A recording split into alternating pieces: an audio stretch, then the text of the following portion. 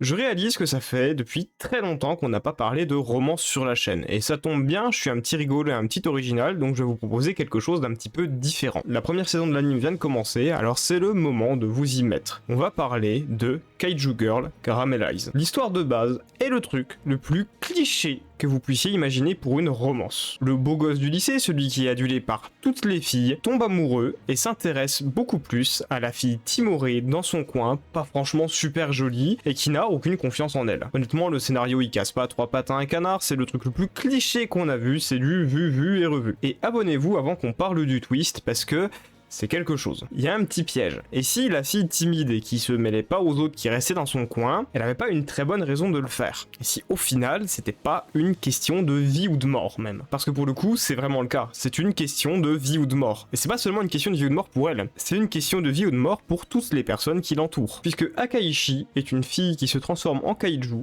quand ses émotions prennent le dessus. Si le concept de kaiju vous est étranger, c'est des gros monstres de l'univers de Godzilla. Voilà, ça vous donne un petit peu une idée de ce que c'est. Donc faut vous dire que quand son amour ou sa colère ou peu importe prend trop le dessus, la personnage principale se transforme en monstre de la taille de Godzilla. Alors c'est sûr que quand vous voyez la scène un petit peu cliché de la première fois où les personnages se tiennent la main, vous la voyez d'un coup partir en courant, sauter dans le fleuve et se transformer en monstre de plus de 100 mètres de haut. C'est quelque chose.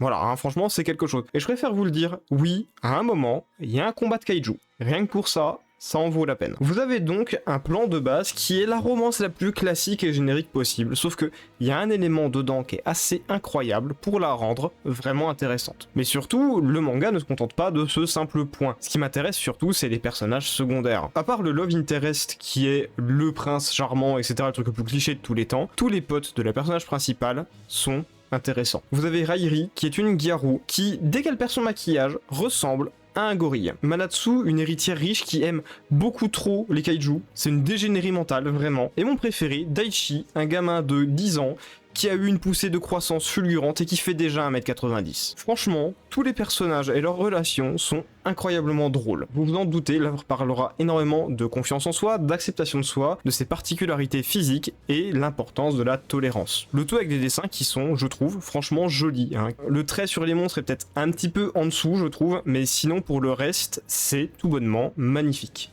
Foncez sans attendre.